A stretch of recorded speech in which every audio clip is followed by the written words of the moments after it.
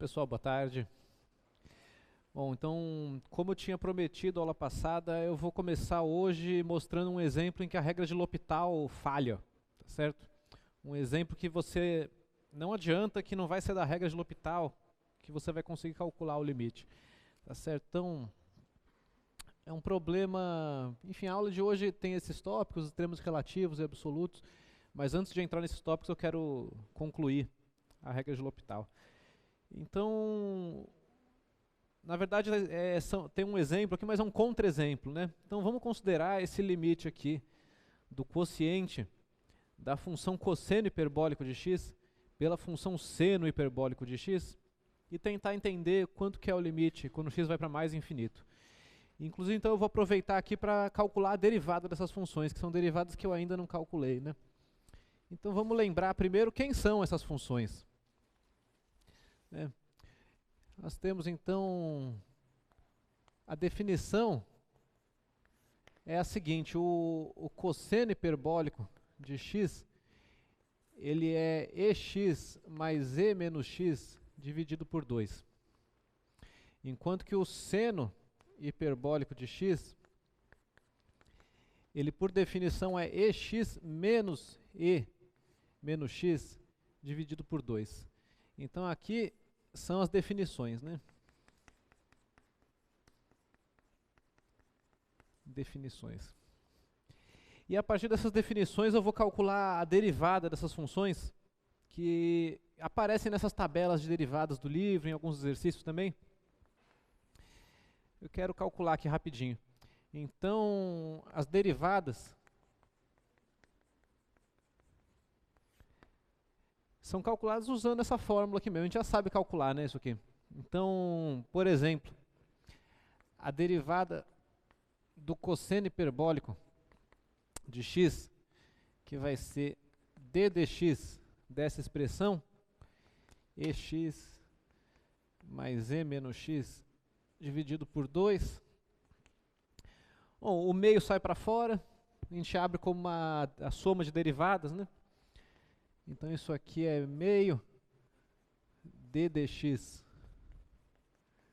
de ex mais d dx de e menos x.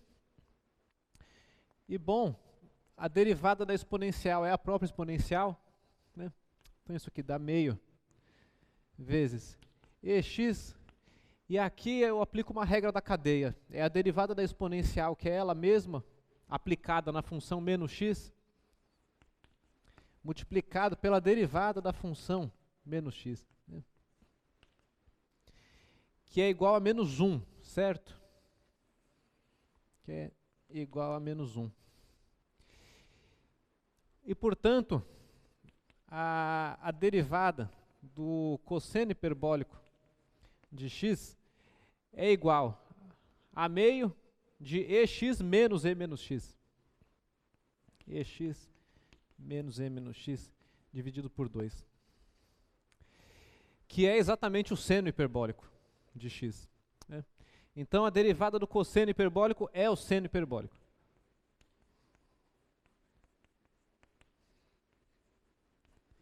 Seno hiperbólico de x.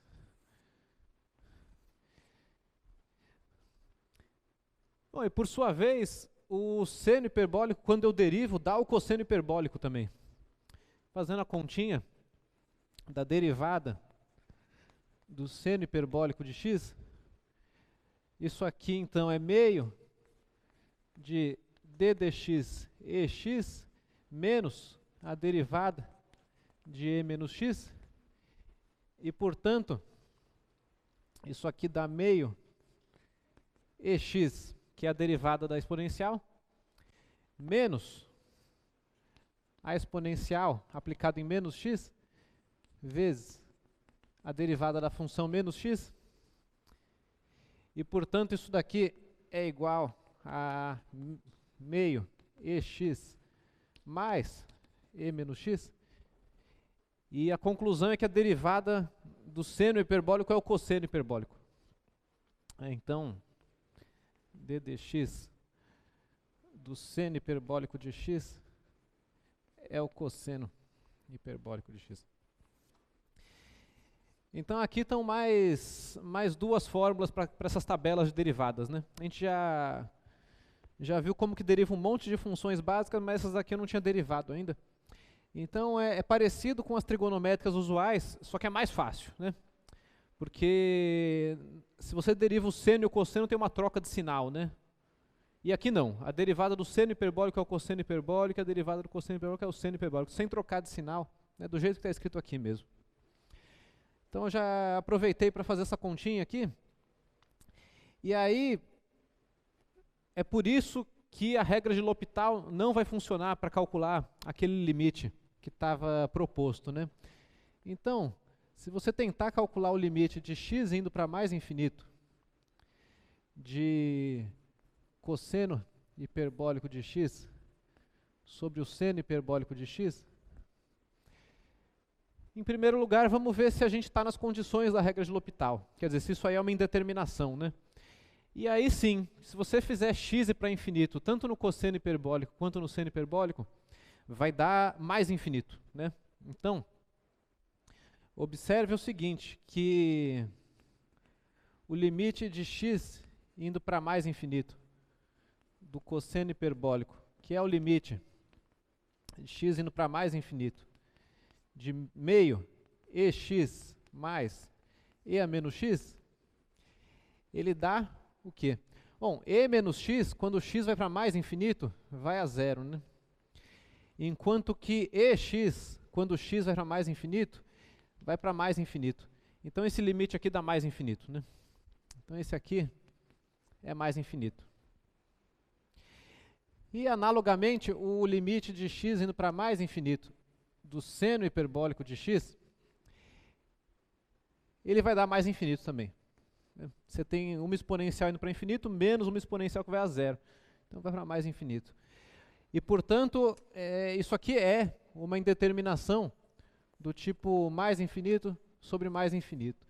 E a regra de L'Hopital, você pode tentar usar ela para calcular esse limite. Só que quando você tenta usar a regra de L'Hopital, e você deriva o numerador e o denominador desse quociente, acontece o seguinte, né? Você vai ter o limite, então, do cosseno hiperbólico de x derivado, né? Dividido pelo seno hiperbólico de x derivado, e x indo para mais infinito.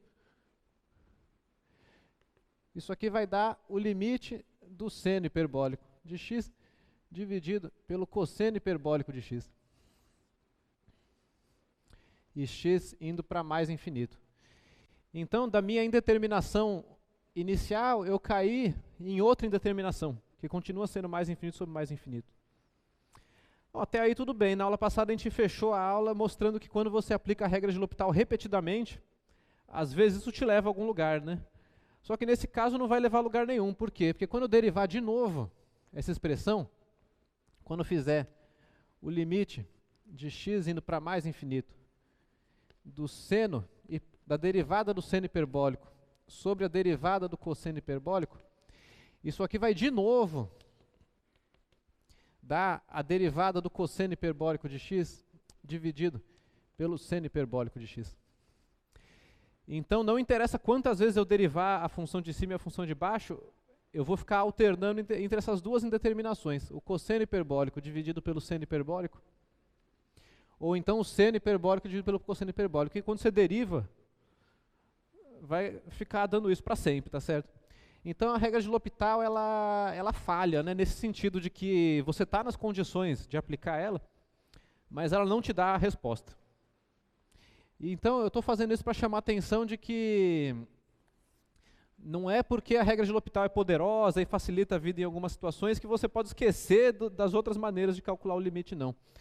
Então, da onde que vai sair esse limite? Bom, aqui vai ser pela definição das funções mesmo, e um truquezinho conhecido nosso já. Então, a solução, de fato, aqui, é substituir a definição das expressões. Então, vamos lá. Você vai fazer o limite de x indo para mais infinito, do cosseno hiperbólico de x sobre o seno hiperbólico de x. Vamos substituir a definição das funções. Então isso daqui, vou até escrever aqui em cima, é o limite de x indo para mais infinito de ex mais e menos x dividido por 2, que é o cosseno hiperbólico, dividido por ex menos e menos x dividido por 2, que é o seno hiperbólico, né? Então, eu já cancelo aqui o meio com o meio, né? Nesse quociente. Vou colocar uma chave por fora aqui. Tá certo? E aqui a gente tem que fazer aquele truque de você colocar em evidência o que está produzindo a sua indeterminação. Então, quem está indo para mais infinito aqui são o e elevado a x, enquanto que o e a menos x está indo para zero. Então, a gente coloca em evidência e elevado a x, né? Tipo no cálculo com as funções racionais, né? Quando vocês pegavam o x com a maior potência e colocavam em evidência. Nesse caso, eu vou colocar a exponencial em evidência. Então, eu escrevo isso daqui como o limite de x indo para mais infinito. Vou colocar ex em evidência, vai ficar 1 mais e menos x dividido por ex, dividido por ex multiplicado por 1 menos e menos x, ex. Então aqui eu consigo cancelar aquilo que está indo para mais infinito, que é a exponencial, e o que sobra são esses quocientes aqui que eu vou escrever assim, como é o limite de x indo para mais infinito, de 1 mais e menos 2x, 1 menos e menos 2x. Usando aqui regras de expoentes, né? Tá certo? E bom, esse aqui está indo para zero, esse aqui está indo para zero, e portanto, esse limite é igual a 1. Pronto. Então esse é um limite que a gente calcula usando as técnicas da parte de limites mesmo, que L'Hopital não te dá a resposta, né? Então, assim como na aula passada eu priorizei exemplos com as funções trigonométricas, na aula de hoje eu vou priorizar exemplos com as funções exponencial, logarítmica e afins, né? Então está aqui um primeiro exemplo já. As funções cosseno hiperbólico e seno hiperbólico são combinações da função exponencial, né? Então, o tipo de coisa que tem que tomar cuidado é nessas regras de expoentes aqui. Então, por exemplo, essa continha aqui, o tipo de coisa que vocês têm que pegar jeito de manipular, né? É o seguinte, é escrever aqui, ó, e menos x dividido por ex, como e menos x multiplicado por e menos x, que é igual a e, vou até escrever assim, menos x mais menos x, que dá o e menos 2x, né? Então, estou abrindo aqui aquela igualdade para esclarecer como é que joga com esses expoentes, tá bom?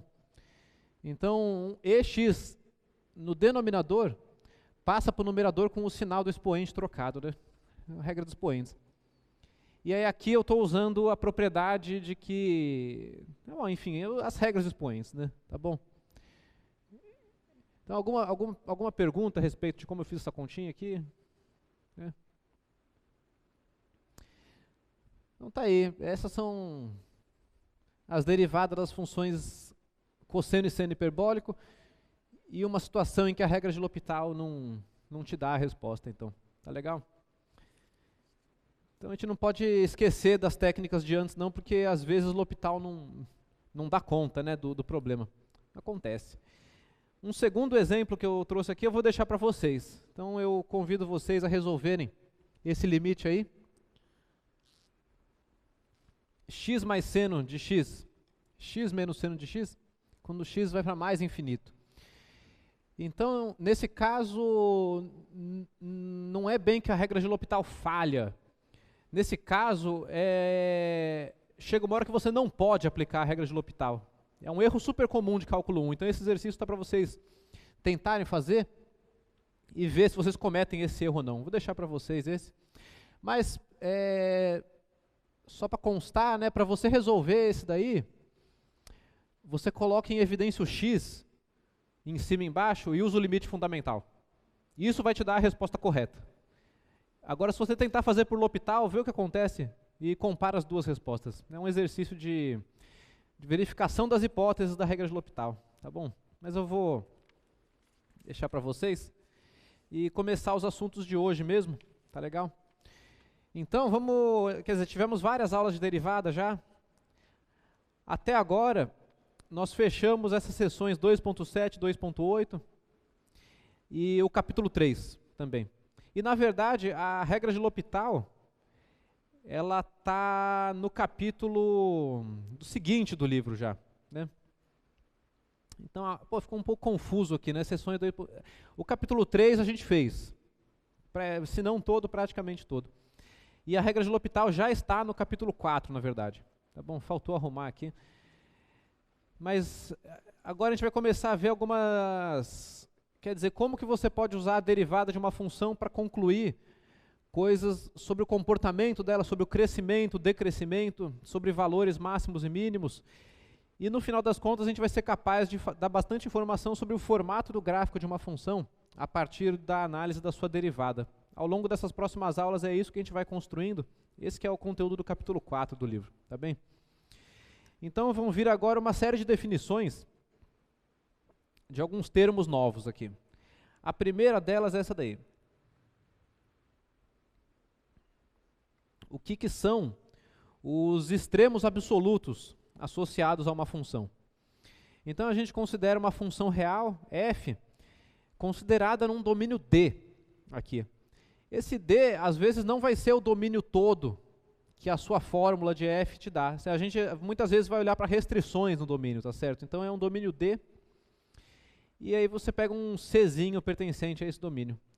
A gente chama o valor f de C de máximo absoluto da função no domínio se o valor da função em C é maior ou igual que o valor da função sobre todos os outros pontos do domínio. Então essa é a definição de valor máximo absoluto. E valor mínimo absoluto é definido da mesma maneira. A condição é que o valor da função em C seja menor ou igual ao valor da função nos outros pontos do domínio. Tá bem?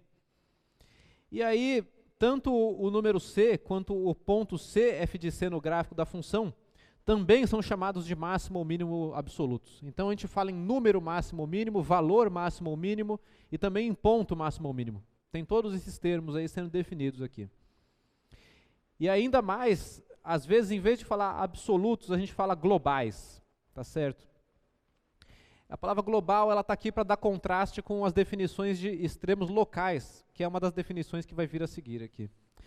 Então, no gráfico de uma função, esses extremos, eles são exatamente os picos e os vales do gráfico da função. Então, desde os primeiros gráficos que nós vimos, né, nas primeiras aulas, a gente sempre vê essas corcovas nos gráficos das funções, né? Então, a gente está dando um nome agora para esses pontos aqui máximos, né, que é o que o nome diz, esses pontos que estão nos picos do gráfico da função, e para os mínimos também. E nesse caso desse gráfico, o fato deles serem extremos absolutos, ele corresponde ao gráfico da função estar inteiramente contido na faixa horizontal delimitada aqui, pelas horizontais passando pelo f de C e o f de D, tá certo? Quer dizer, não tem nenhum ponto na função que depois passa desse daqui. De repente, se a função crescesse aqui, né? Mas não, é por isso que chama absoluto ou global. É porque realmente f de C é maior ou igual que todos os outros valores da função para qualquer outro ponto no domínio dela. Assim como o f de D é menor ou igual, né? Então, um exemplo com uma fórmula, um exemplo familiar é sempre o exemplo da parábola, né? Então, as parábolas, dependendo do sinalzinho que tem no x², né? Elas vão ter sempre um ponto de mínimo global, como nesse caso aqui, né? Uma parábola com coeficiente do x² positivo. Ou se fosse negativo, ela teria um máximo absoluto, né? Então é para esse tipo de coisa que a gente acabou de dar um nome, né? Máximo absoluto, tá bom? Muito bem, e junto com esses, a gente define os extremos relativos de uma função, que são aqueles pontos do domínio da função que eles são, quer dizer, em que a função assume um valor maior ou igual que os demais valores, mas agora não em todo o domínio. Agora apenas em torno do ponto que está sendo considerado, tá vendo? Então, um jeito mais informal de falar o que está escrito aqui é o seguinte, é dizer que o f de C é chamado de um valor máximo local se em torno de C a função assume apenas valores menores ou iguais ao valor da função em C. E aí, para formalizar esse, para pontos próximos de C, em torno de C, esse tipo de linguajar, entra aqui um delta, tá vendo? Então, a gente coloca essa condição, é um máximo local de f se existir um delta maior que zero, tal que f de C maior ou igual que f de x, para todo x no intervalo C menos delta, C mais delta, que é o intervalo com centro em C e raio delta, né? Não é? E a definição de mínimo local, ela é análoga, é quase a mesma coisa. Assim como a gente chamar também o número de máximo ou mínimo, ou o ponto de máximo ou mínimo. Esses nomes vêm todos juntos. Enfim, esses são os extremos relativos em f, então em contraste com os extremos absolutos ou globais, tá certo? Então a gente chama de local esse tipo de valor máximo ou mínimo, tá vendo? Em que aqui, por exemplo, esse azinho é um valor de máximo local. Quer dizer, o azinho é um número de máximo local, f de azinho é um valor máximo local, e o ponto a, f de a é um ponto de máximo local. Então veja que perto do a, o gráfico da função, ele fica abaixo da reta horizontal, passando aqui pelo f de a, tá vendo?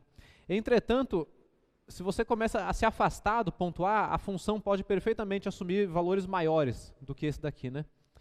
Então essa que é a característica de um ponto de máximo local, certo? Quer dizer, é claro que um máximo absoluto é um máximo local.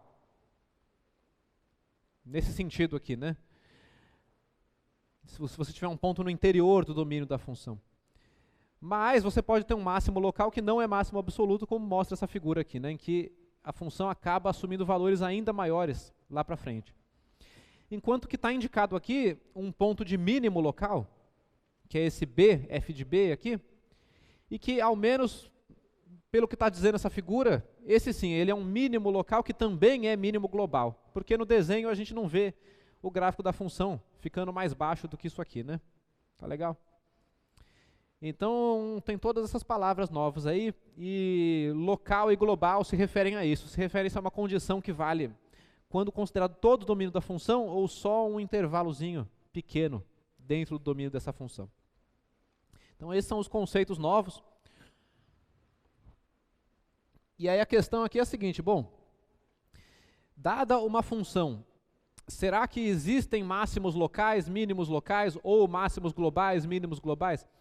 E, bom, se existir, como que a gente pode calcular esses pontos? Como que nós podemos encontrar esses pontos? Tá certo? Na aula de hoje a gente ainda vai ver uns exemplos só matemáticos mesmo, tá certo? Mas depois nós vamos analisar problemas de otimização, em que se torna importante você maximizar uma quantidade enquanto mantém outra fixa e coisas assim. E é a partir da aula de hoje que vai sair a técnica básica para resolver esses problemas aí. Tá bom? Muito bem. E, bom, mais um exemplo é o de uma função que não possui nenhum máximo nem nenhum mínimo local, tá vendo? Uma função x cubo puxado 3 para baixo, né? Então é a cúbica x cubo transladada 3 unidades para baixo, pelo menos 3. E esse gráfico aqui não mostra nenhum pico e nenhum vale, né? A gente não tem esses máximos e mínimos para um gráfico desse daqui. Entendendo aqui que x está variando nos números reais, tá certo? Ok. E vamos então fazer essa parte conceitual logo. Então o teorema que garante a existência dos máximos ou mínimos absolutos é esse teorema aqui, conhecido como teorema de Weierstrass, ou então do valor extremo. Ele é um teorema, na verdade, sobre funções contínuas. Ele poderia estar na aula de funções contínuas lá atrás. Junto com o teorema do valor intermediário, ele é o teorema mais importante sobre funções contínuas que nós temos, né? Funções contínuas têm dois teoremas, o valor intermediário e esse daqui, dois teoremas principais, eu diria.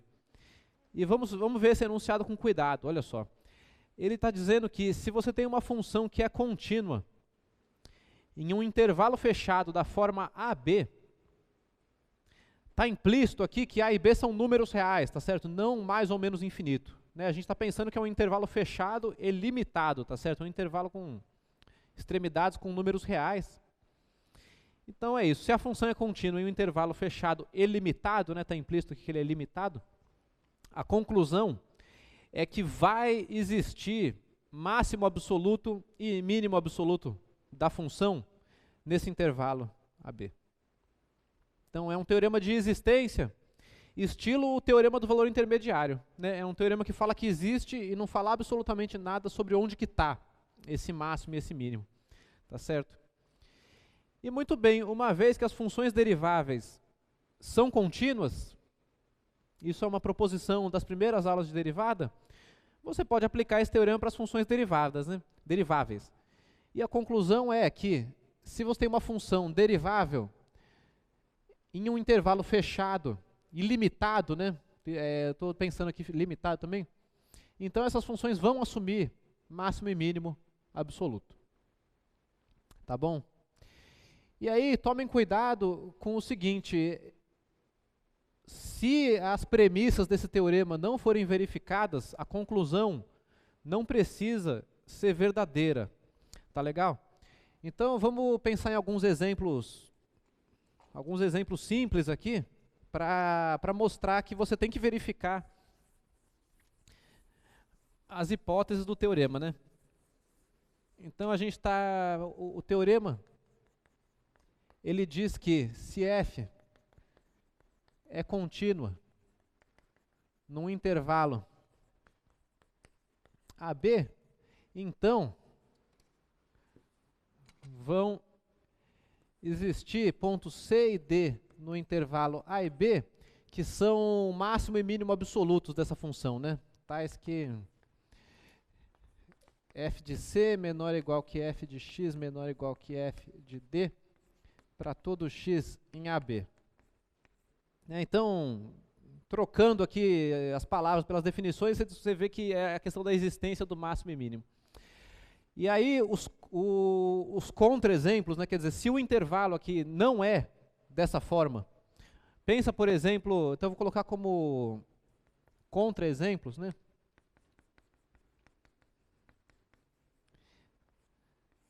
Você pode pegar, por exemplo, uma função que é contínua em um intervalo que é fechado, porém é ilimitado, né? Pode pegar um exemplo, f de x igual a 1 sobre x, por exemplo, uma função contínua em todo o seu domínio, e vamos ver aqui o x variando do 1 até o mais infinito.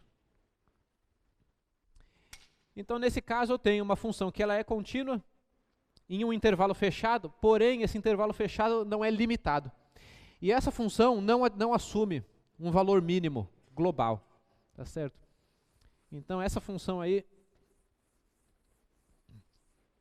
não assume um mínimo global, de acordo com o gráfico dela, que nós já conhecemos, né? Então, colocar o 1 aqui, o 1 vai para o 1, e o gráfico da função ele tem essa assíntota horizontal aqui, né? Então está aí um exemplo que não está coberto pelo teorema, né? Uma vez que o intervalo é ilimitado, o teorema não se aplica, e a conclusão do teorema de fato é falsa, né? Você não tem um mínimo global aqui, para o gráfico y igual a 1 sobre x com x maior ou igual que 1, né?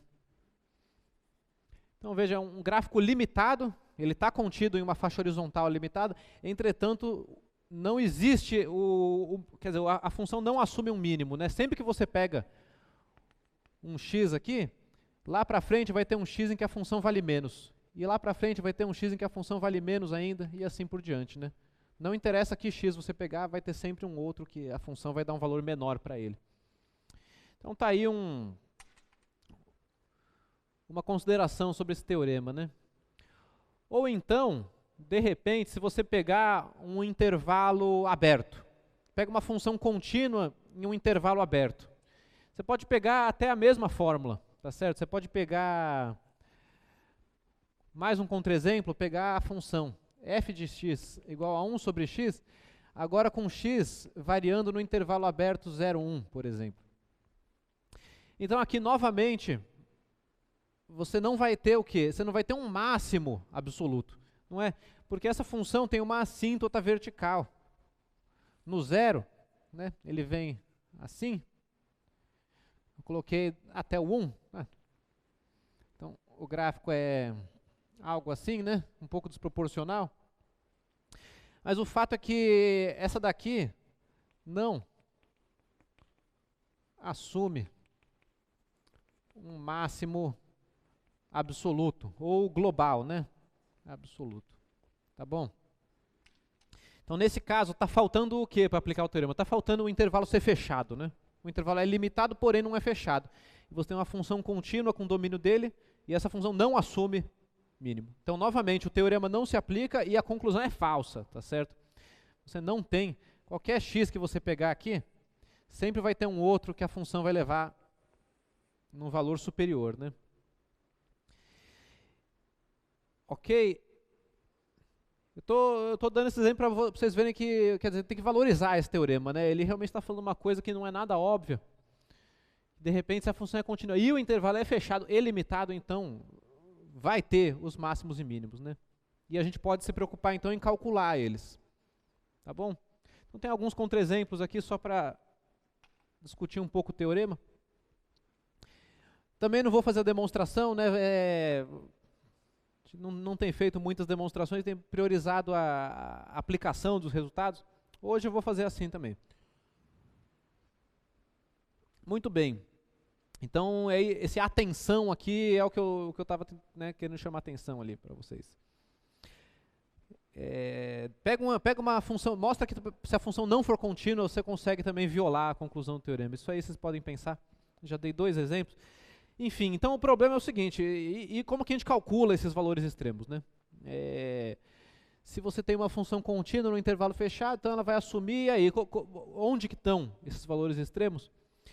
E aí vem esse teorema conhecido como teorema de Fermat, que é o seguinte, ele fala que se uma função f tiver um máximo ou mínimo local em um certo c do domínio, e a derivada de f existir nesse ponto, então a derivada tem que ser 0.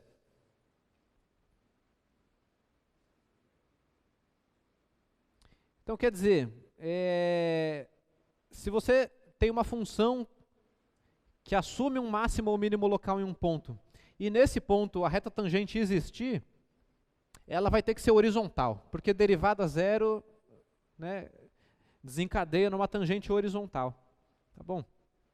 Então, esse aqui, que é o teorema de Fermat, então ele está te dando o quê? Candidatos a máximo ou mínimo locais. Então tem que ter atenção à lógica da coisa aqui, tá certo? Que é o seguinte, se o ponto for máximo ou mínimo local, então a derivada no ponto vai ser 0. Pode perfeitamente acontecer da derivada no ponto ser 0 e o ponto não ser nem de máximo nem de mínimo local, como mostra o exemplo da função x³, tá certo? Então você pega x³, deriva da 3x². 3x² para x igual a 0 dá 0. E o gráfico da x³ tem uma tangente horizontal no ponto 0, 0. Entretanto, o ponto 0, 0 não é nem de máximo nem de mínimo.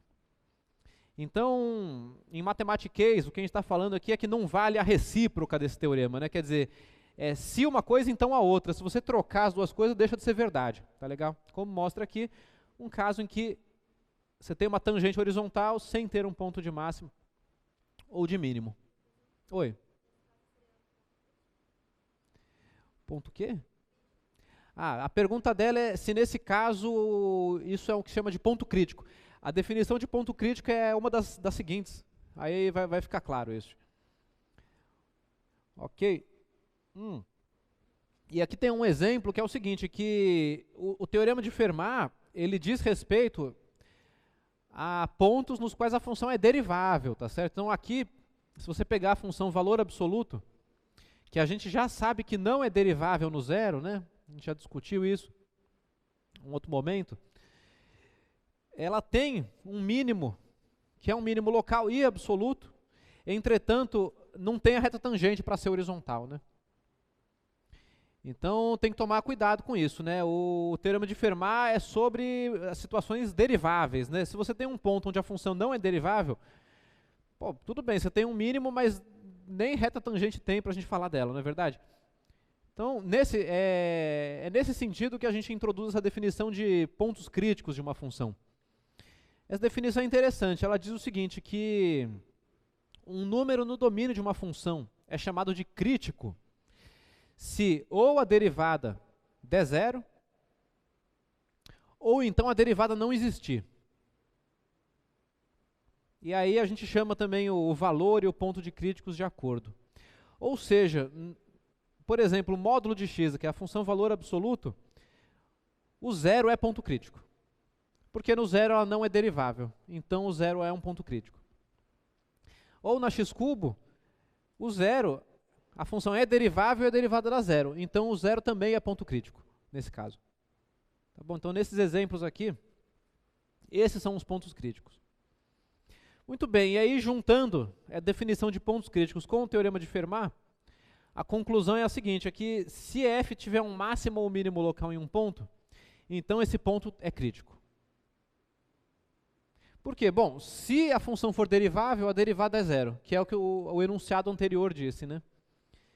E a outra possibilidade é que não seja derivável. E se não for derivável, é crítico pela definição de crítico. Então aqui eu estou só reenunciando o teorema mesmo. Tá legal? A conclusão é a seguinte, quando você está procurando por máximos ou mínimos locais, você procura os pontos críticos. E aí você avalia se esses pontos críticos são ou não máximos ou mínimos locais, tá certo? Pode ser que seja, pode ser que não. Tá bom? Então esse que é o trabalho que tem que ser feito aqui. Então vamos começar primeiro com exercícios de calcular os pontos críticos. Então, o primeiro exemplo é um de aquecimento, né? Uma parábola, tá certo? E a gente vai calcular, tá até entregue aqui, os pontos críticos, vai ter só um mesmo, tá certo? Vai ser só o ponto crítico, mas a princípio poderiam ter mais pontos críticos. Então eu acho que eu peguei x² menos x menos 1, né? E vamos descobrir pontos críticos.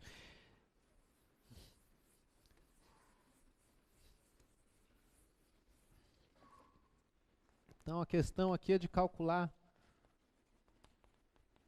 pontos críticos, né?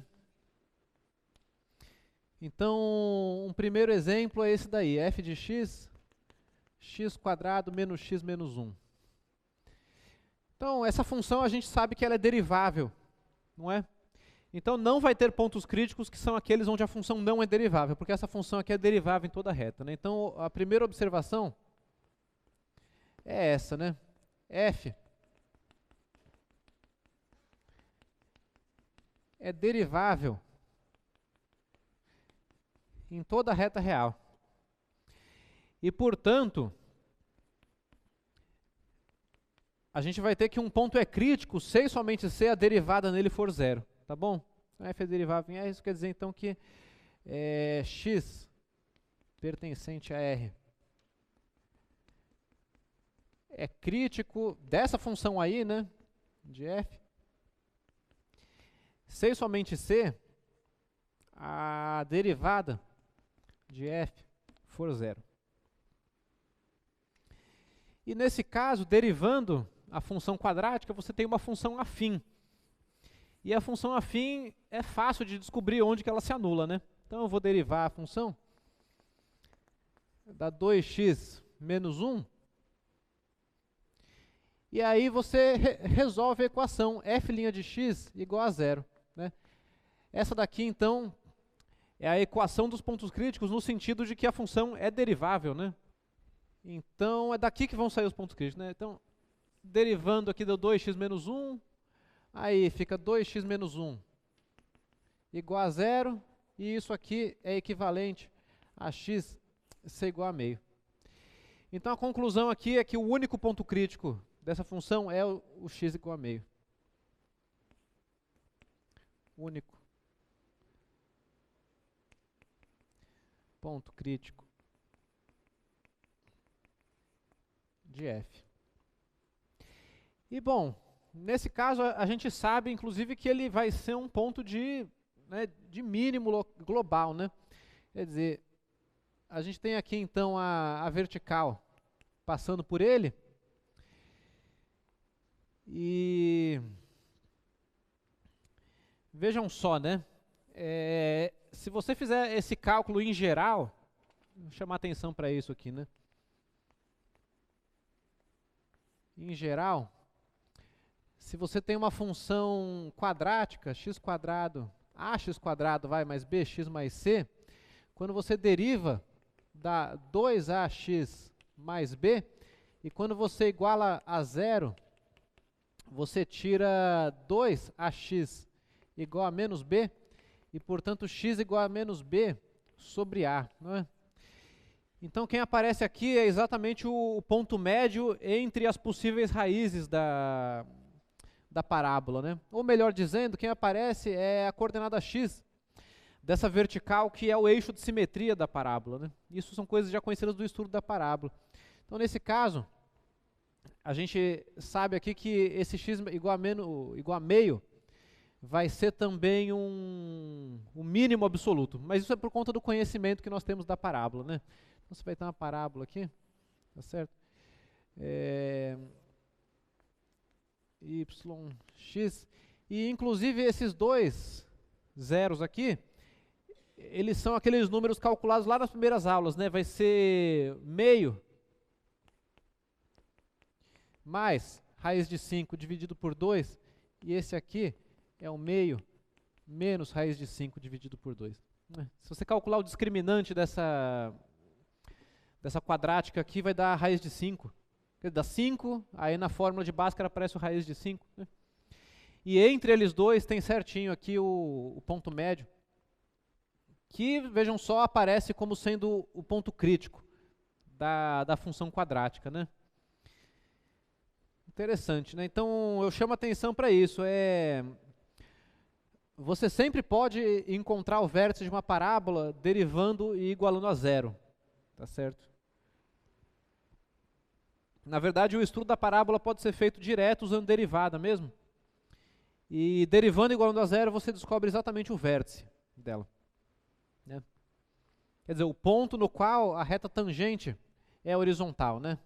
Aqui você tem uma reta tangente horizontal passando pelo vértice. Né?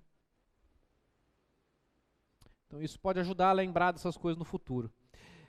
Bom, agora um segundo exemplo um pouco mais forte, né, com funções exponenciais. Como eu disse, hoje eu vou priorizar as exponenciais e logarítmicas. É esse daí. Vamos calcular os pontos críticos agora de x² e menos 3x. Um exemplo um pouco mais forte. x² e menos 3x. Ainda é um cálculo de pontos críticos também.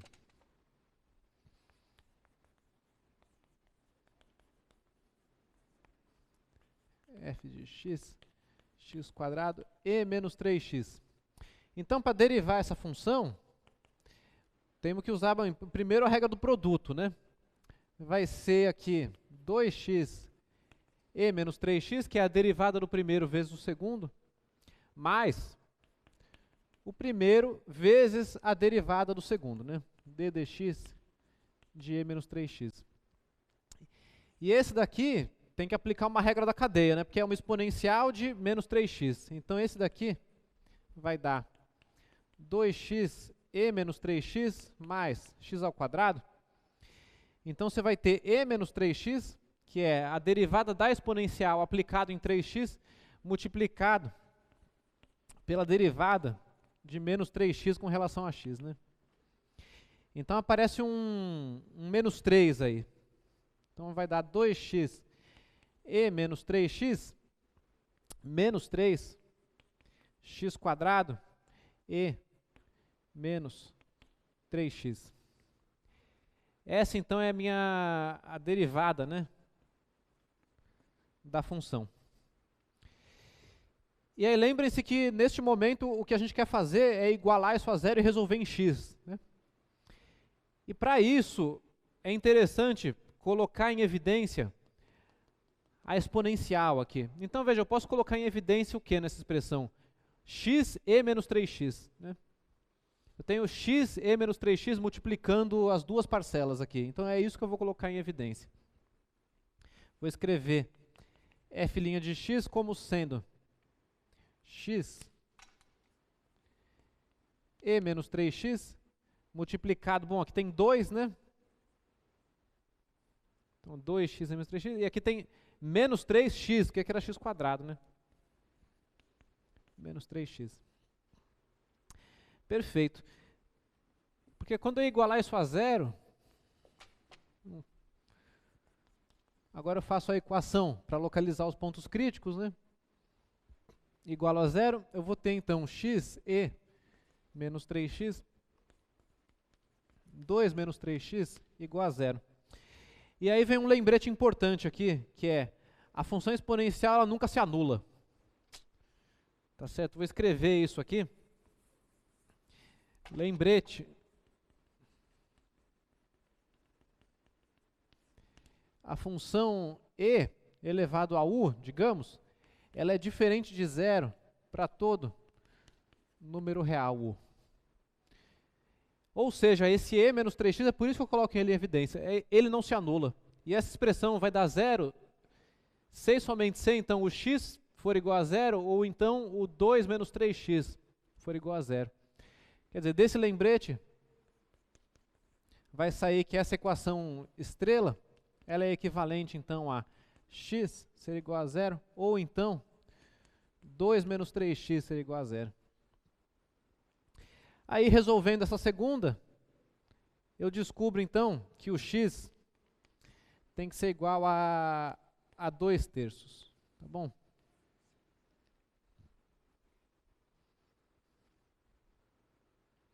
Então, tá aí, ó. Consegui colocar a exponencial em evidência, e aí eu me lembro que ela não se anula, e, portanto, para resolver essa equação, ficam só os x que fazem ou esse fator, ou então esse fator se anularem. Tá certo? Então eu estou precisando lembrar aqui também que um produto é zero se somente se algum dos termos é zero, né? Tá? Nesse caso tem 3 termos. O termo do meio nunca se anula, sobra os outros 2 aqui, né? Então tem que ser um dos 2 nulo. E aí a conclusão então é que, de novo, né, essa função ela é derivável, quer dizer, os pontos críticos dela vão ser só os pontos onde a derivada se anula. Porque nos demais pontos a derivada existe, né? Então nós não temos pontos críticos que vêm da função não ser derivável, né? Então a conclusão aqui é a seguinte: como f é derivável,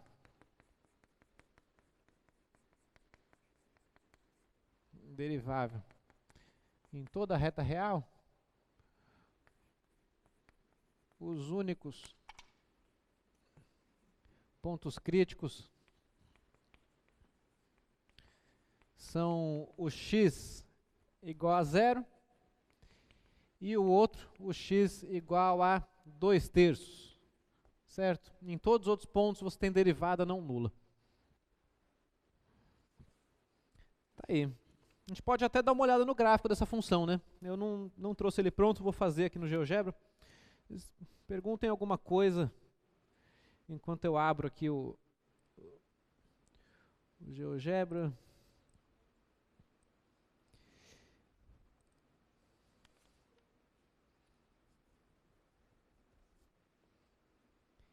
Então, por exemplo, por que a exponencial nunca se anula, né? Bom, tá aí uma boa pergunta. Isso tem a ver com o quê? Com o logaritmo de zero não está bem definido, né? A gente não define o logaritmo de zero, a exponencial é a inversa do logaritmo, portanto a exponencial não pode se anular. Por isso. Então como é que é? Aqui é y igual, tem um x, 2, né? Então, x, colocar primeiro o expoente aqui, menos 3x, e no x é um expoente 2. Bom, então o gráfico é esse aí. Né?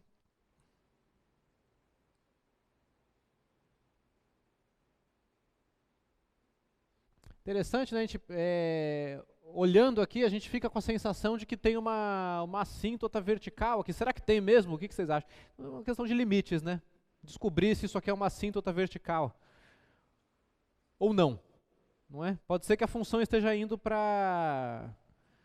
O que vocês acham, gente? Ó, tem que pensar no domínio da função, né? O domínio da função é toda a reta real aí, né? Então não tem assíntota vertical nenhuma, não. A gente está vendo isso aqui porque a função explode muito rápido, tá certo? Mas ela, se você afastar o suficiente, deveria em algum momento aparecer aqui o valor da função sobre o menos 40, por exemplo. Só que vai ser menos 40 ao quadrado multiplicado por e elevado a 120. Então isso é um número muito grande, tá certo? E é por isso que a gente não enxerga ele aqui. Mas não é assíntota vertical, não. Agora vamos se concentrar na questão das tangentes horizontais, né? A função é derivável e, portanto, os únicos pontos críticos são aqueles pontos nos quais a tangente é horizontal. E aí, a minha conta lá prevê que o zero é um desses pontos. Está de acordo, né? Quer dizer, a função parece ter uma tangente horizontal aqui no ponto 0, 0. E o outro foi qual mesmo? Foi o 2/3, né? 2/3, que seria aquele 0,6666666, né? Tá certo? Que parece estar aqui também, né? Olha só. Um ponto onde a tangente é horizontal. Então, a partir da análise do gráfico, nós conseguimos enxergar que o ponto crítico 0, 0, ele é um mínimo local, não é? Da função. Inclusive, a partir do gráfico, a gente tem a impressão de que ele é um mínimo global, né? Você vê que a função não parece assumir nenhum valor menor do que ele. O que você também pode verificar aí. Enquanto que o 2/3 é um ponto de máximo local, que não é máximo absoluto, não é? A gente tem a função valendo mais do que vale nele em outros locais. Pronto. Então, tá aí um exemplo do cálculo do ponto crítico. Oi. Oh, desculpa, faça a pergunta aqui.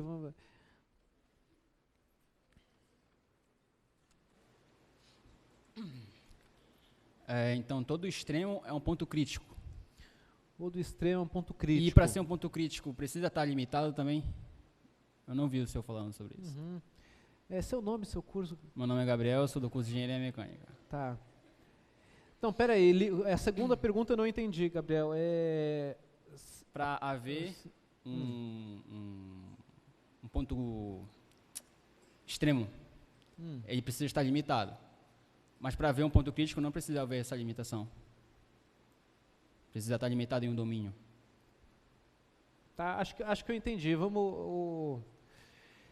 Bom, então, a primeira pergunta ela é mais fácil de responder, né? A primeira pergunta, ela se refere aqui ao teorema de Fermat mesmo, né? Então vamos voltar no enunciado do teorema de Fermat. Ele diz o seguinte, que se você tiver um máximo ou um mínimo local em um C, então esse C é crítico. Opa. Então, quer dizer, os máximos ou mínimos locais, eles sim, eles são todos críticos, tá bem? Então, isso é uma coisa. E a outra pergunta, quer dizer, você pode ter uma função, deixa eu ver se tem algum desenho aqui. Não, uma função ela pode ter máximos e mínimos locais, porém ser ilimitada. Não tem problema nenhum, né? Eu estou pensando em um gráfico, por exemplo, um gráfico de uma cúbica, vai? Vamos pegar uma cúbica...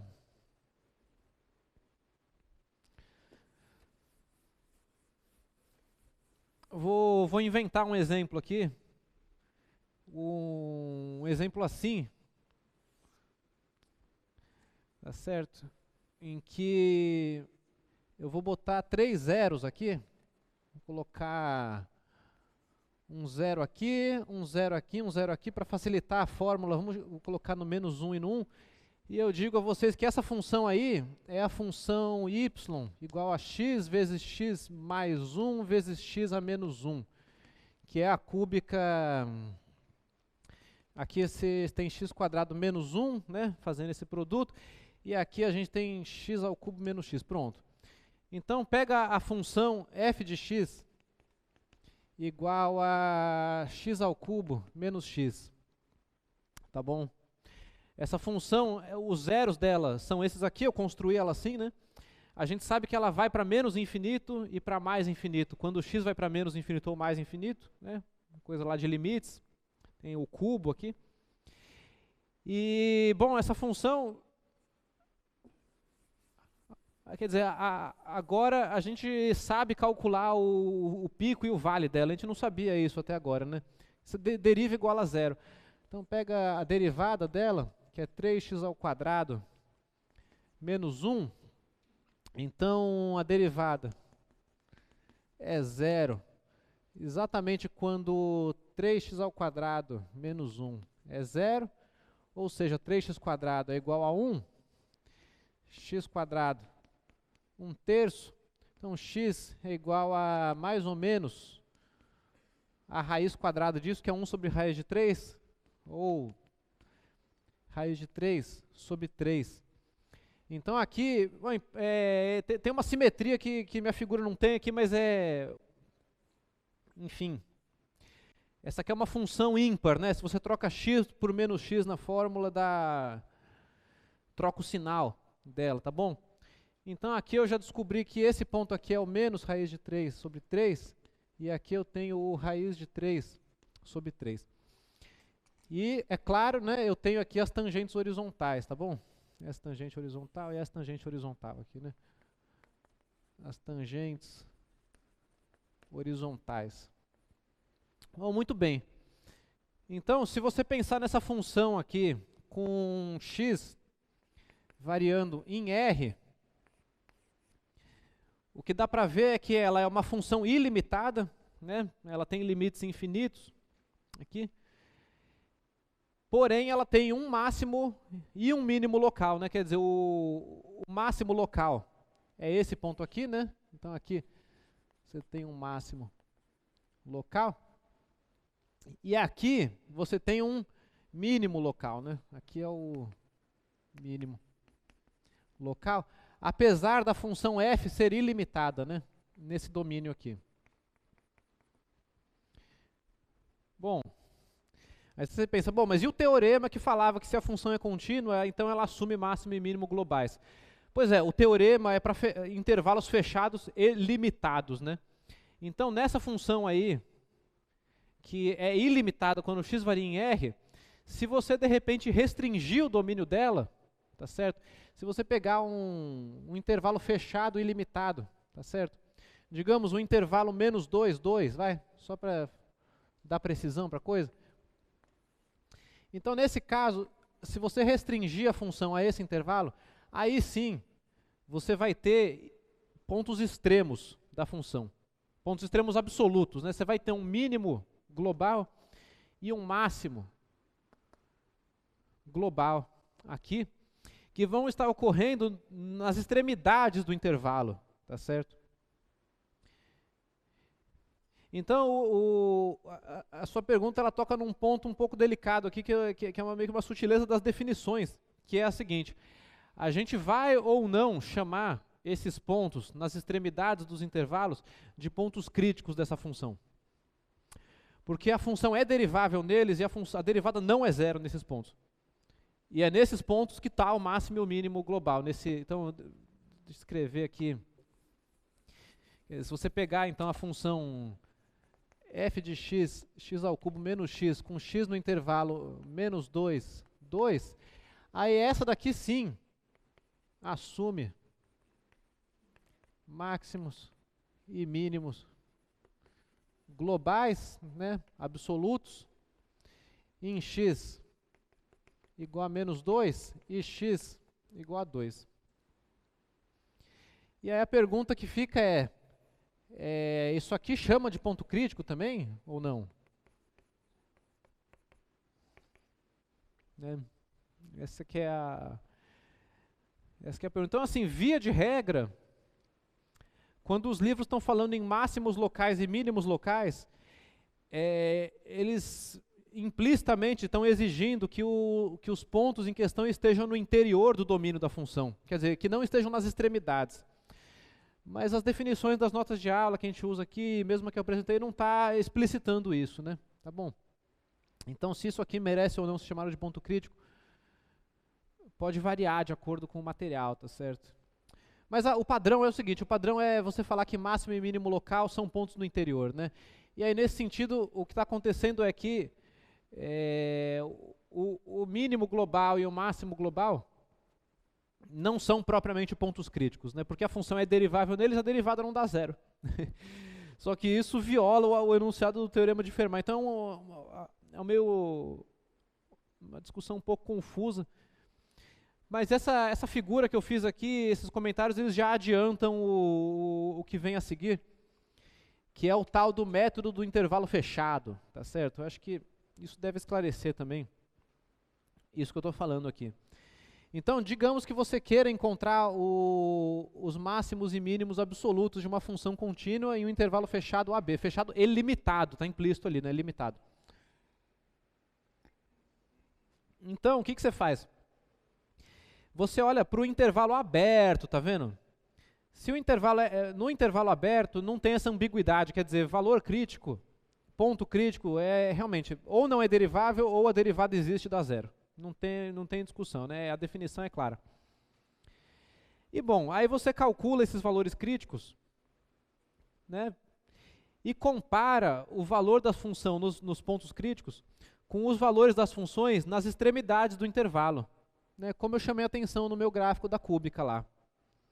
E aí você vê se quem é maior, quem que é menor. Se de repente os máximos e mínimos locais, né, que estão entre, né, tá certo? Não são todos os valores críticos, mas estão entre os valores críticos. Podem ser os máximos ou mínimos absolutos. Ou então, esses máximos e mínimos absolutos vão estar ocorrendo na fronteira do intervalo, né? Tá bem? E aí esse que é essa sequência, esse raciocíniozinho que a gente chama de método do intervalo fechado. Inclusive, o primeiro exemplo que eu vou fazer é exatamente de uma cúbica. Que não é aquela cúbica lá que eu inventei, mas é uma outra, e que a conta vai ser algo parecido aqui com isso. Vamos então encontrar os valores máximos e mínimos dessa cúbica num intervalo fechado, tá bom? Deixa eu anotar qual que é a cúbica. Vou começar daqui.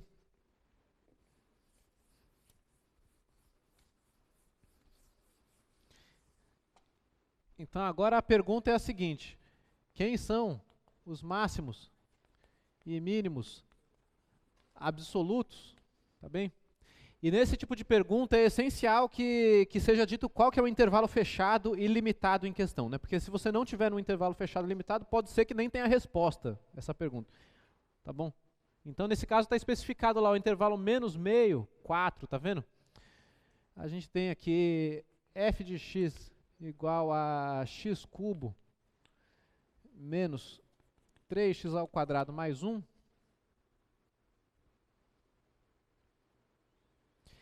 E aí, vamos aplicar então esse método do intervalo fechado, né? Qual que é o intervalo?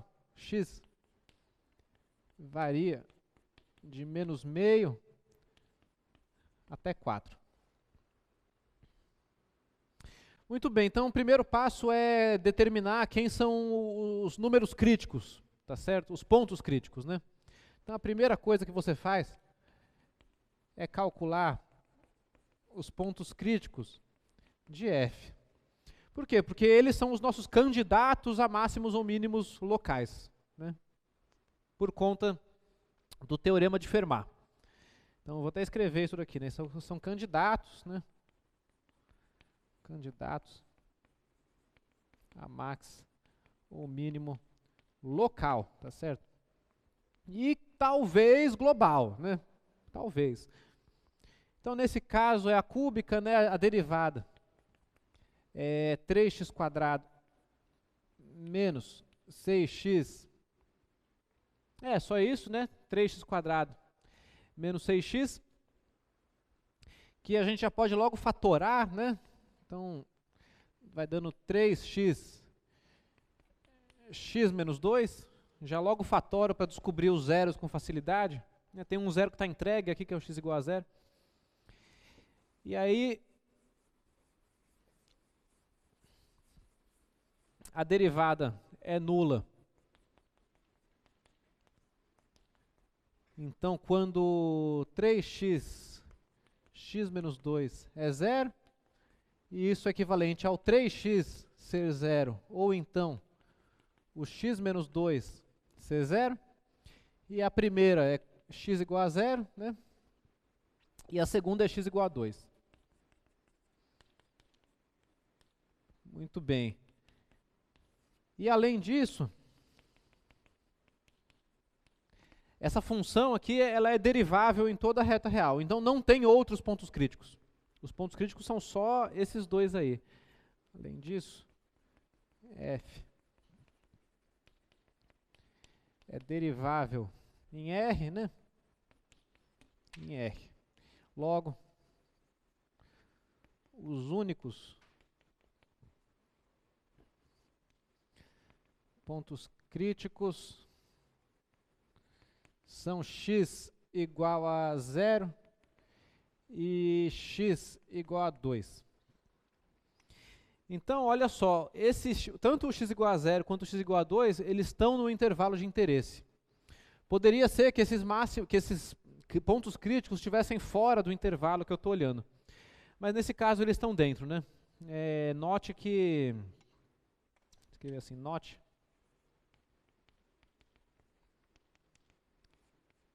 Tanto o 0 quanto o 2 pertencem ao intervalo no qual a função está sendo analisada, né?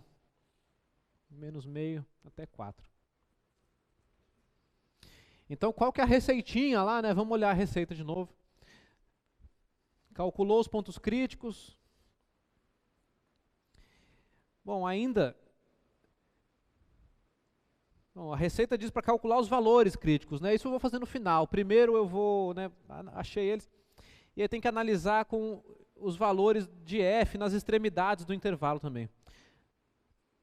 Então, na verdade, eu já vou me encaminhando para a conclusão já. Então, a gente achou os críticos, vamos avaliar a função em cima deles e ver quanto é que dá. Então, você faz uma tabela de valores, tá certo? A gente vem aqui e faz uma tabela de valores.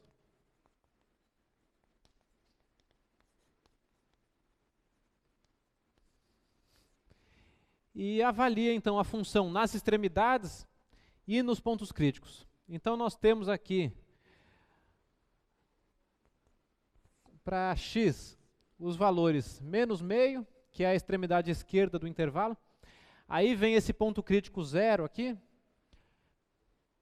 Logo a seguir, vem o ponto crítico 2. E depois a gente tem que analisar o valor da função no 4 também, né? No 4. E vejam que desse quadro aqui é que vai sair quem que é o máximo e o mínimo globais da função nesse intervalo fechado. Se estiver no interior do intervalo, tem que ser ponto crítico, e os pontos críticos são só esses. E bom, pode ser que esteja nas extremidades. E aí eu vou calcular nas extremidades também para ver quanto é que dá. Então é daqui que a gente vai descobrir quem que está dominando aí a função, nesse caso. Então, aqui tem que fazer umas continhas, né? Eu vou fazer do lado e colocar aqui só o resultado. Então, vamos lá. F de menos meio. Bom, F de menos meio é menos meio ao cubo. Opa, já botei ao cubo. Menos 3 vezes menos meio ao quadrado, e tem mais 1. Bom, então isso aqui está dando 1/8, menos 1/8, né, porque é menos. Aí tem menos 3 vezes 1/4, mais 1. Então... né, o comum aqui é o 8, a gente tem menos 1, menos 3 vezes 2, mais 8. Né? E, portanto, aqui está dando menos 1, menos 6, que é menos 7, mais 8, Então está dando 1/8. Né? Essa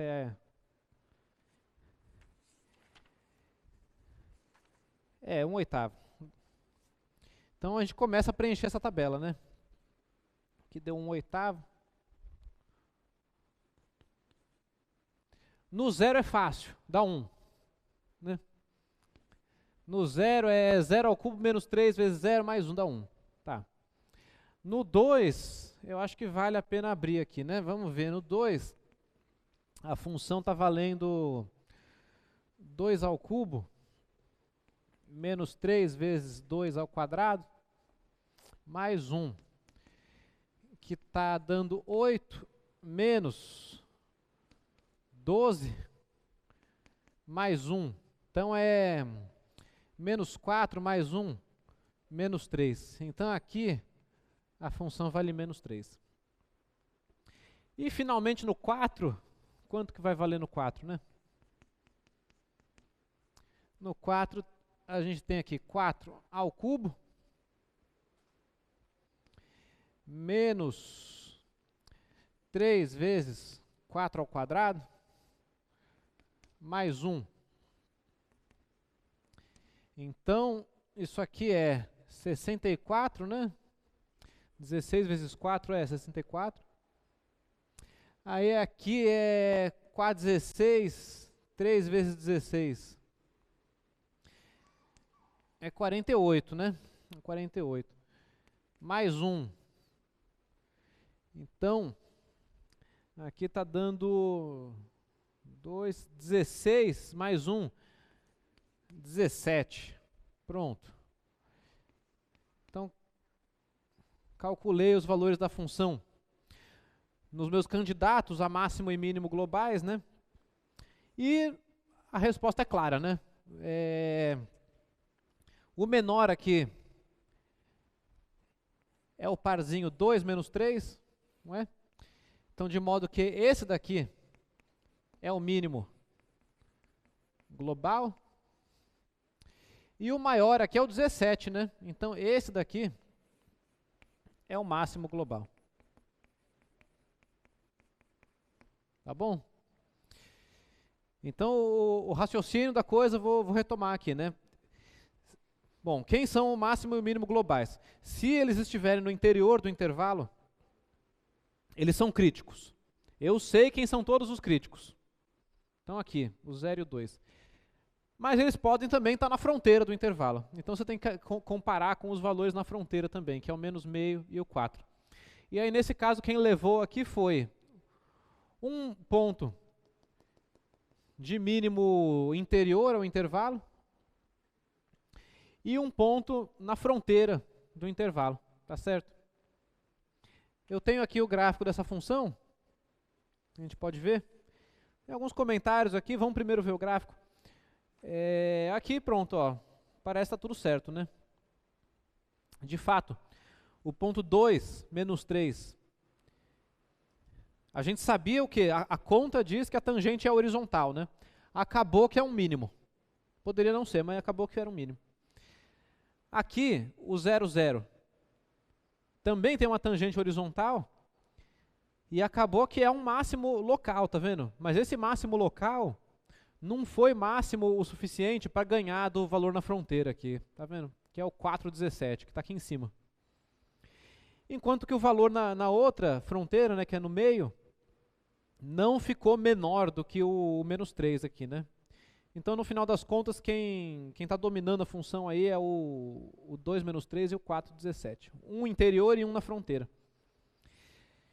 E aí a pergunta que o Gabriel fez fica aí, né? Esse x igual a 4 aqui, ele merece ser chamado de valor crítico dessa função ou não? Bom, a derivada existe, não é zero. E aí? Mas enfim, né? A gente, na verdade, no cálculo 1 meio que evita esse problema de falar da derivada de uma função num ponto na fronteira do domínio dela, né?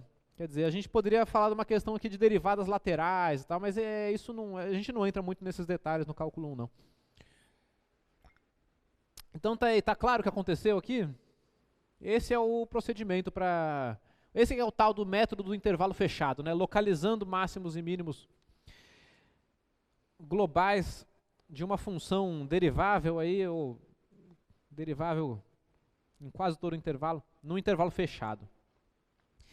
E os comentários que eu coloquei aqui são o seguinte, olha só, se você deixar o x variar em R, assim como naquele exemplo que eu inventei aqui, a função não assume nem máximo nem mínimo global, né? Uma vez que os limites vão dar mais ou menos infinito, no infinito, tá bom? Então essa é uma observação. E a outra observação é a seguinte, bom, a derivada de uma cúbica sempre é uma quadrática, né?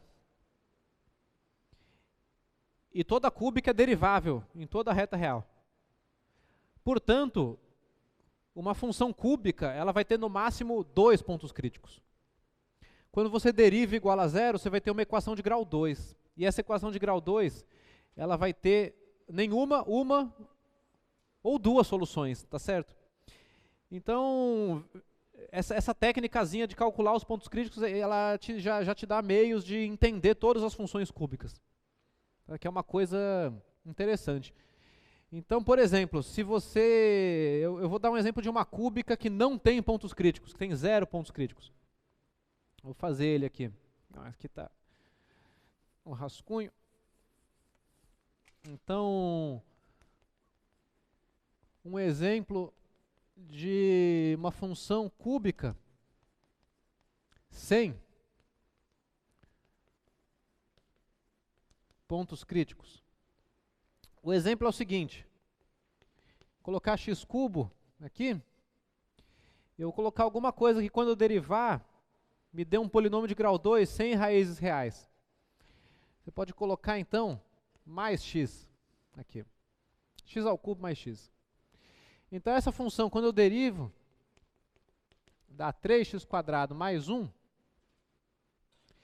e bom, isso daqui vai ser zero, se e somente se o x² for igual a menos 1/3. E isso aqui não tem solução em R, né? Então isso aqui é falso para todo x real. E a conclusão, então, é que a derivada dessa cúbica, ela é nunca nula, né?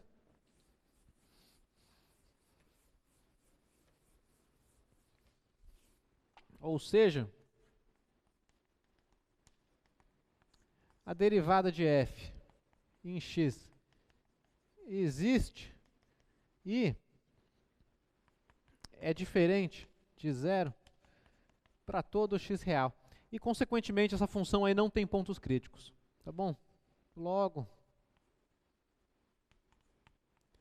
f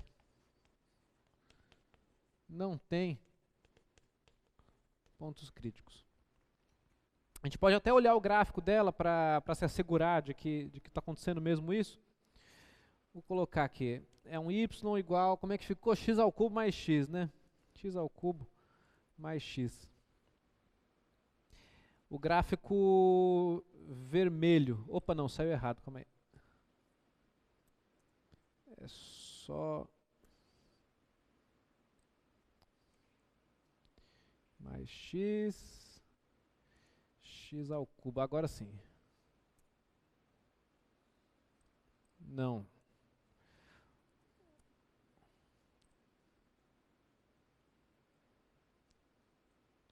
Tá, agora sim. Então x ao cubo mais x ao vermelhinho aqui. E aí tá vendo, não tem tangente horizontal em lugar nenhum, né? Então tá aqui uma função cúbica sem corcovas, tá certo? O número de pontos críticos tem a ver com o número de corcovas, de altos e baixos da função, né? Então, dependendo de como você monta a tua cúbica, ou qual cúbica você encontra por aí, né, nas listas de exercício, etc., pode ou não ter pontos críticos, né? E aqui, então, está um exemplo de uma sem pontos críticos. Uma cúbica que tem um único ponto crítico é a cúbica x ao cubo. A cúbica mais básica de todas, ela tem um único ponto crítico, que é o 0, 0. Que é crítico, mas não é nem máximo e nem mínimo local, não é? E se você quiser uma cúbica com 2 pontos críticos, que é o máximo que pode ter, aí aquele outro exemplo que eu dei lá serve, né? Se colocar aqui, era x ao cubo menos x daí, né? Pronto. Então tá vendo, aqui estão representadas 3 possibilidades para uma cúbica. 2 pontos críticos, um único ponto crítico na curvinha meio azul aqui, meio lilás, e nenhum ponto crítico na vermelha, tá bom? Enfim, e essas próximas aulas todas, elas vão caminhando para uma aula que vai ser a aula de traçar o gráfico de uma função. A gente vai desenvolvendo testes, tipo esse método do intervalo fechado. A gente vai ver um teste da segunda derivada também, que vai identificar quando que a Korkova está para cima ou para baixo, tá bom? Mas pouco a pouco a gente vai desenvolvendo uma técnica para traçar gráficos de funções a partir das fórmulas, calculando as derivadas. E vejam que para as cúbicas vocês já podem fazer isso a partir de agora mesmo, né? A cúbica, como a continha é mais simples, já dá para fazer já. Mas bem, vamos voltar para os exemplos aqui do método do intervalo fechado. Alguém quer perguntar alguma coisa? Meu próximo exemplo, eu já coloquei um ln ali. Mas o ln não vai trazer grandes problemas para a gente não. É só você saber derivar pela regra da cadeia, que vai cair numa conta talvez até mais fácil que essa, se bobear. Vamos ver aqui. Então agora eu quero considerar, é o logaritmo de uma quadrática, né? Uma função ln de x² mais x mais 1. Então agora também é um problema de máximos ou mínimos absolutos a fazer. E a função é essa daí, é um ln do x² mais x mais 1. E aí tem que ter um intervalo fechado, né? Para garantir que dá tudo certo aqui. Então aqui é o intervalo x menos 1. Então uma observação preliminar aqui é a seguinte: o domínio dessa função, ele contém o intervalo menos 1, tá certo? Poderia estar mal formulado o exercício, mas não está não. Então eu vou fazer essa observação. Se você calcular o discriminante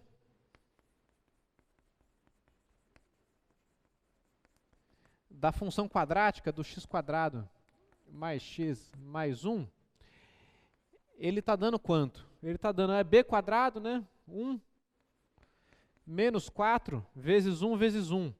Então está dando menos 3. Ele é negativo, né? É menor que zero. E, portanto, a função x² mais x mais 1, ela nunca se anula. Ela não cruza com o eixo x, não tem raiz real, não é? Tá certo? Ou seja, x² mais x mais 1 é diferente de zero para todo x real. Mas a gente consegue saber um pouquinho mais ainda, porque quando x é igual a zero, ela vale 1, não é verdade? Então, se você colocar x igual a zero, então x² mais x mais 1 é igual a 1, que é um número maior do que zero.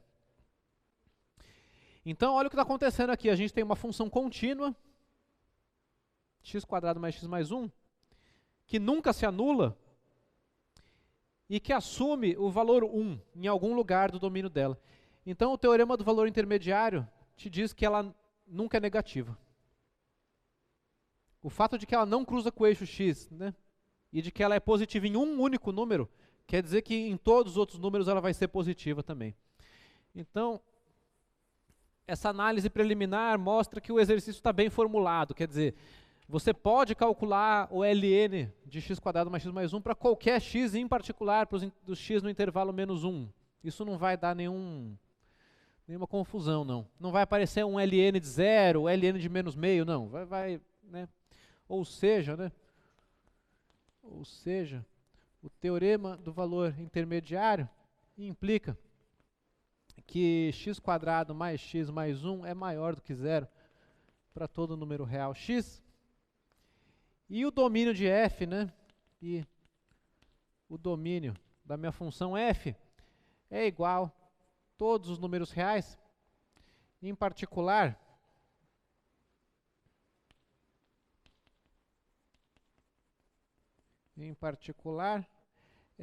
o intervalo menos 1, 1 está contido nesse domínio, né? E a função f, ela é contínua, ela é uma composição de funções contínuas, então ela é contínua.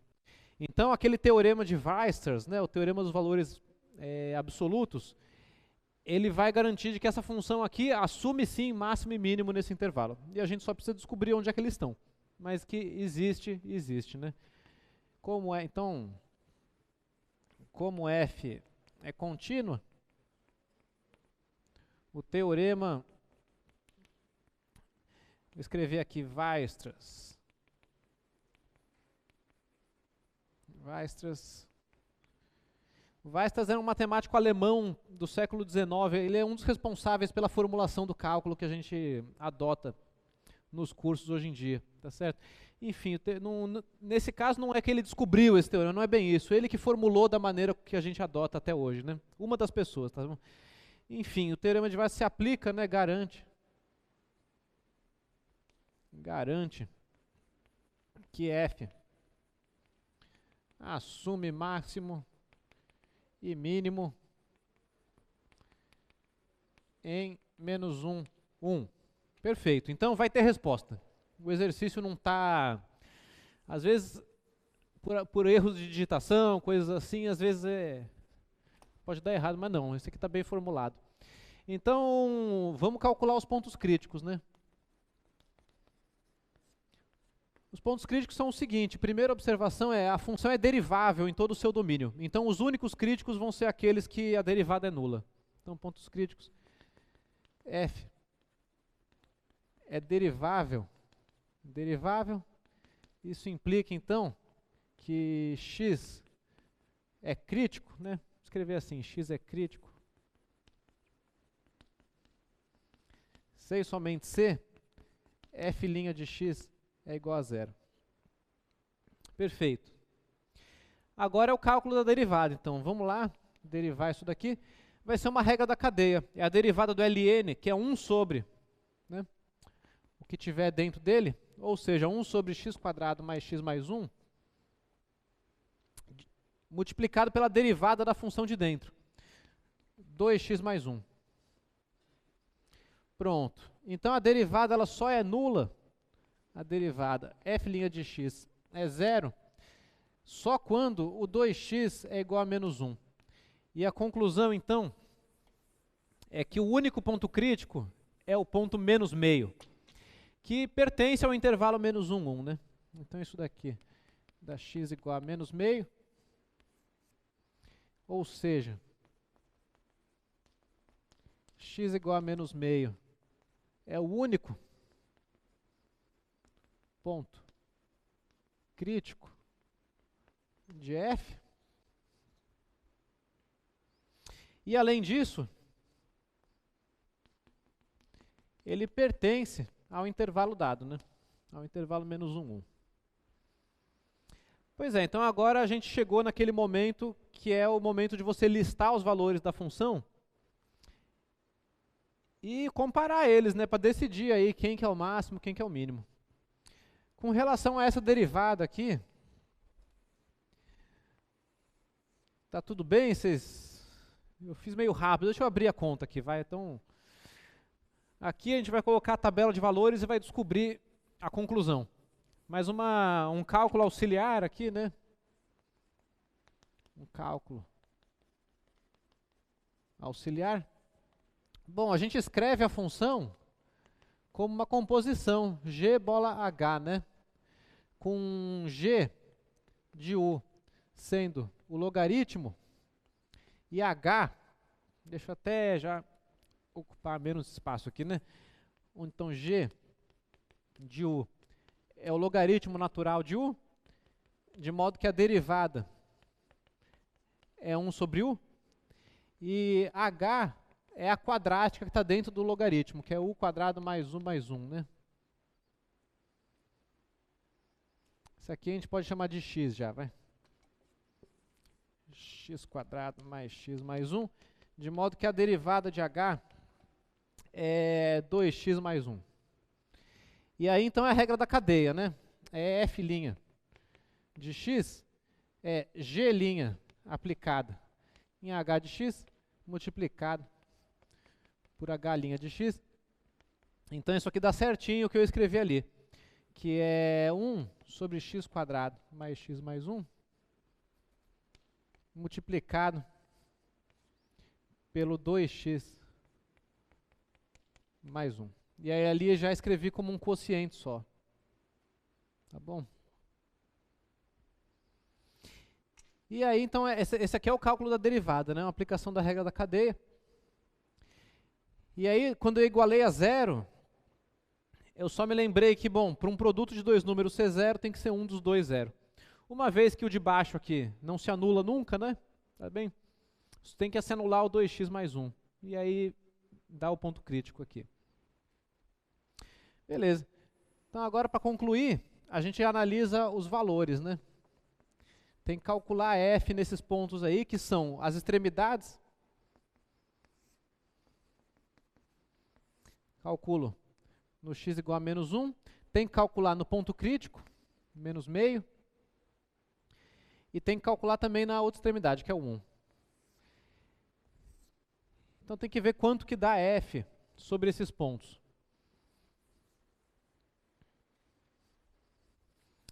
Muito bem. Então, primeiro, menos 1. F de menos 1 é o ln de menos 1 ao quadrado mais menos 1 mais 1. Isso aqui está dando ln de 1, que é 0.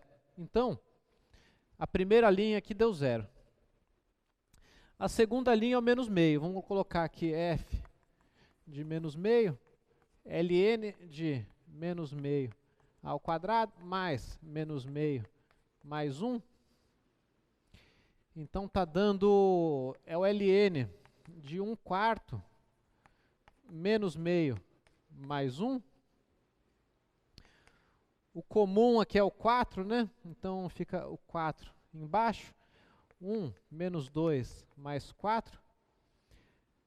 E aí está dando, então, 3/4, né? Menos 1 é ln de 3/4.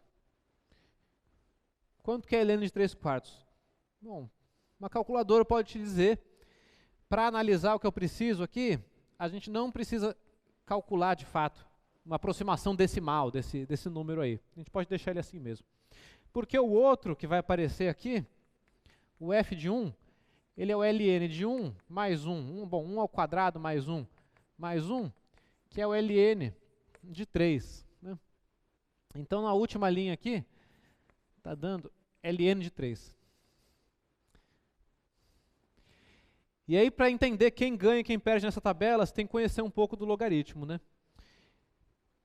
Então, o lembrete que vem aqui, eu vou fazer o gráfico do logaritmo.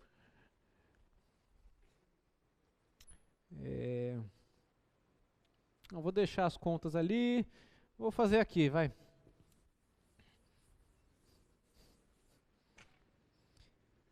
Então, o lembrete aqui é o gráfico do logaritmo natural. Algo assim, onde aqui é o 1. Pronto. Com essa figura a gente já consegue analisar a situação lá. Aqui, então, eu estou olhando para y igual a ln de x. Então, lembrem-se que se você pega um número entre 0 e 1, no intervalo aberto 0 e 1, o logaritmo natural dele é negativo. 3/4 é um número entre 0 e 1. Então, o ln de 3/4, ele é menor do que 0. Tá bom? Se você quiser saber quanto é, a gente pode até aproximar ele, né? Usando alguma calculadora, tá certo? Ou alguma técnica que a gente já viu. Mas por enquanto o que interessa é que ele é menor que 0, porque o 3 vai te dar um logaritmo natural maior do que 0, né? Então se aqui tem 1, 2, 3, a gente tem que o ln de 3 é maior do que 0, enquanto que o ln de 3/4 é menor do que 0, né?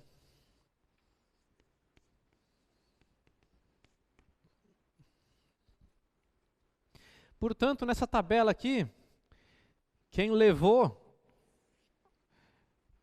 foi o o x igual a 1, que corresponde ao ln de 3, esse aí é o nosso máximo absoluto. Então esse daqui é o máximo absoluto. Enquanto que o x igual a menos meio, que corresponde a um f de x ln de 3/4, ele é o mínimo absoluto. Então esse daqui é o mínimo absoluto. E está feito então o método do intervalo fechado para uma função um pouquinho diferente, uma função envolvendo um logaritmo, não é? Eu gostaria de fazer o gráfico dessa função. ln x ao quadrado mais x mais 1. Muito bem. Então, nesse caso, olha só. O gráfico da função está aí. E o que eu calculei foi o quê? Do menos 1 ao 1. Né? Vamos se concentrar então no intervalo de menos 1 a 1, esquecer todo o resto. Não é? E a gente tem essa figura aqui, ó, no intervalo menos 1 a 1, eu descobri que o mínimo global, de fato, era o ponto de coordenada x igual a menos meio, que aparece aqui. Enquanto que o ponto de máximo acabou dando o 1, né? Que a gente consegue ver aqui, que de fato, no intervalo menos 1, 1, é um ponto de máximo mesmo.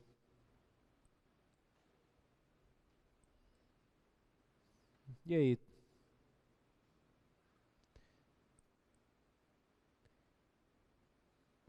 Alguma pergunta? Deu para...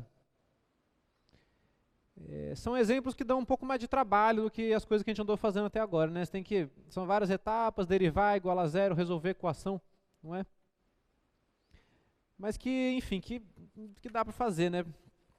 Já tem exercícios desse tipo aí, logo mais para vocês, tá certo? E, bom, se ninguém tiver nenhuma pergunta, excepcionalmente nós terminamos antes hoje. Eu não tenho tempo para começar outro exemplo desse, fazer todas as contas. E, enfim, na próxima aula a gente vai estudar o teorema do valor médio e aplicações dele, tá bom?